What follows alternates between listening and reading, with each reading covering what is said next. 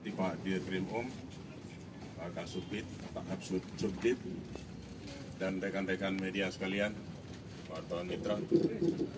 Pada sore hari ini beberapa informasi akan kita sampaikan kepada rekan media. Setidaknya ada 4 kasus yang akan kami ekspos pada sore hari ini. Yang pertama adalah kita ekspos kasus dugaan tindak pidana perbuatan cabul dan atau persetubuhan terhadap anak.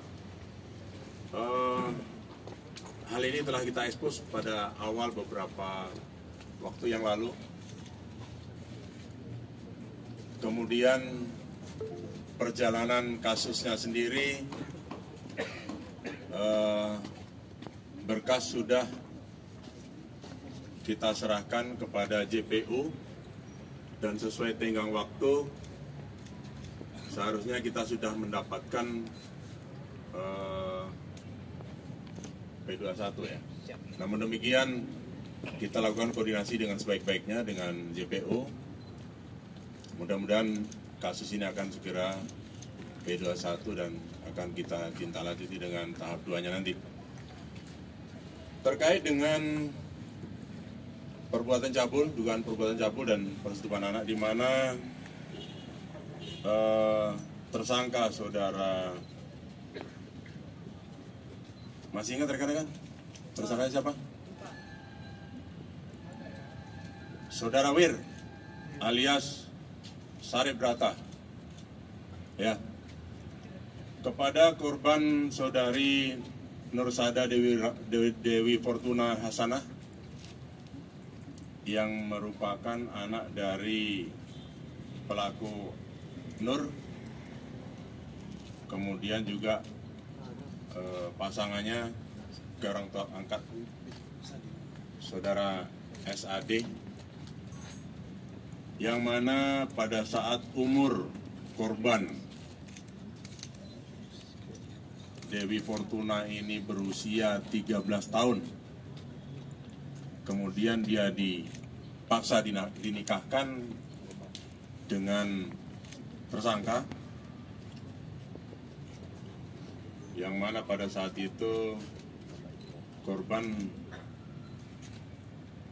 berada di menuntut ilmu di pesantren Gontor Putri 7 di Kampar ya. Di Kampar. Kasus ini bermula tatkala si korban ini mengalami sakit pada usus, kemudian ditawarkan perobatan oleh tersangka, kemudian si korban merasa bahwa sakitnya kemudian tidak kambuh lagi atau sembuh, yang oleh karenanya menganggap si Wir ini memiliki ilmu atau memiliki kemampuan minimal untuk menyembuhkan tadi. Kemudian pada tanggal 5 Juli 2015, kalau sekarang usianya sudah 20 tahun ini ya, si Nurul ini. 2015 saat dia berusia 13 tahun itu, dia dinikahkan oleh kedua orang tuanya, yang juga tidak sepatutnya prosesi itu seperti sebagaimana agama yang dianutnya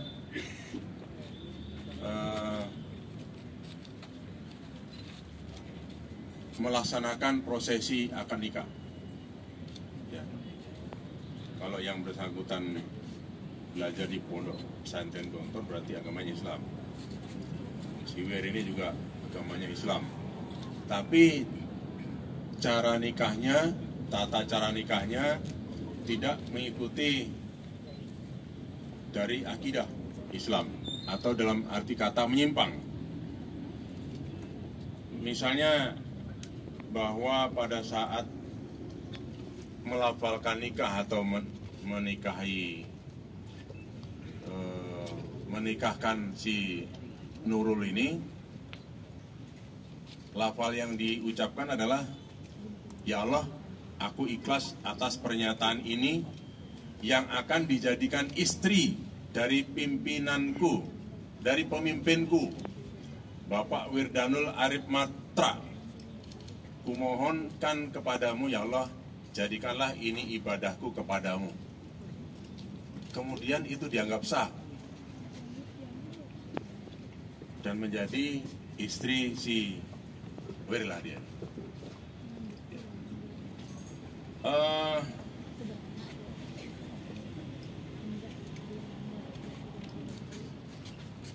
Tersangka Wir ini ternyata memiliki beberapa istri ya, Pak. Jadi si Nurul ini salah satunya.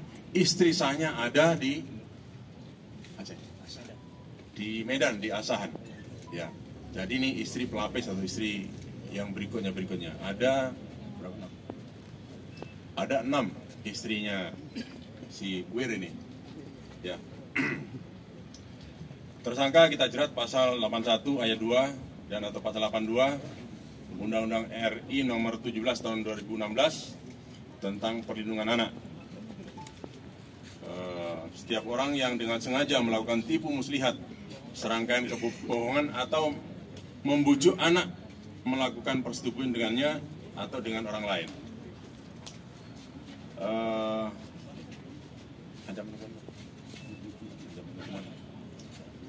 Dengan ancaman hukuman 15 tahun penjara. Ya. Sekali lagi saya sampaikan bahwa ini proses penyidikan berjalan dan berkas sudah di JPU. Kita menunggu jawaban dari JPU. Akan segera kita penuhi sesuai dengan petunjuk jaksa nantinya. Itu rekan-rekan yang pertama. Kemudian yang kedua masih ada kaitannya dengan hal yang pertama tadi,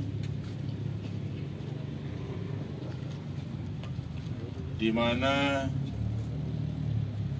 kemudian ternyata terjadi kasus dugaan tindak pidana penistaan agama dengan tersangka Wir yang juga tersangka di pertama tadi,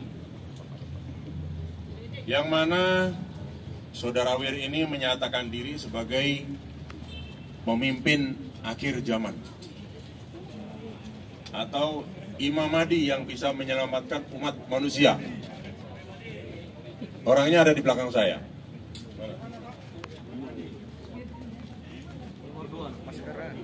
Mana?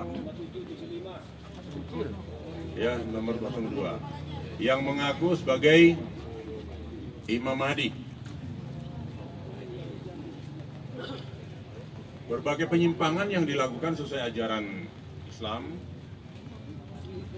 di antaranya yang bersangkutan ini mengajarkan kepada pengikutnya dengan niat sholat yang dirubah. Jadi kalau orang Islam pada umumnya ajaran sholatnya adalah usolli, fardhu, dan lain sebagainya, dan lain selanjutnya itu, maka diajarkan kepada pengikutnya, sengaja aku berniat sholat fardu hajat, disebutkan subuh, zuhur, asar, maghrib, isya, udah sholat ya. Kemudian setiap membaca doa setelah sholat maupun wirid, ini tersangka mengajarkan untuk melafalkan doa, ya Allah ya Tuhanku, dengan kekuasaan dan keridaanmu, syafaat Rasulmu Nabi Muhammad SAW, dan maha pemimpinku Bapak Wirdanul Arif Matra. Jadi gak main-main ini ajaran yang diberikan kepada pengikutnya. Kemudian saat ijab kabul, seperti yang dilakukan yang kasus pertama tadi, Kalau ijab kabul diajarkan kepada pengikutnya, cukup melafalkan, menyebutkan, ya Allah ya Tuhanku, dengan kekuasaan dan keridaanmu, syafaat Rasulmu Nabi Muhammad SAW, dan maha pemimpinku Bapak Wirdanul Arif Matra. Sudah sah menurut ajaran dia ini.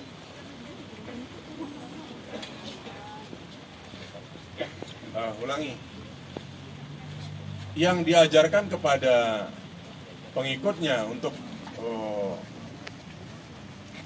melafalkan ijab kabul itu, ya Allah, aku ikhlas atas penyelamatan ini yang akan dijadikan istri dari pemimpinku Bapak Wirdanul Matra Arif Matra. Kumohonkan kepadamu, ya Allah, jadikanlah ini ibadahku kepadamu. Sah. Ya.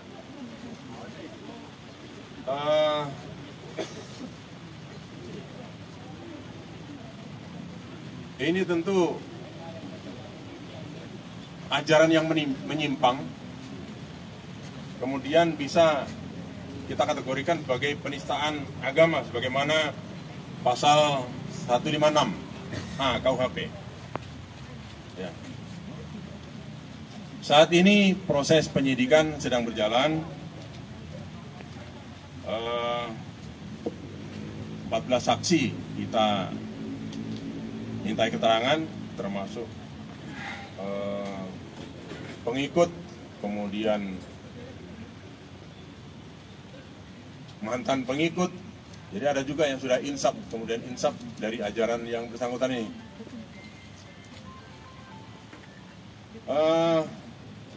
Barang bukti yang kita sita dari yang bersangkutan ada spanduk. Mana ya?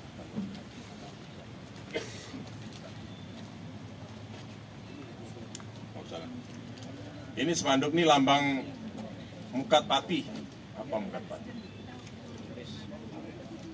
Kemudian ada buku-buku seperti yang di depan itu, buku wirid itu. Kemudian kertas lafaz nikah yang tadi saya bacakan.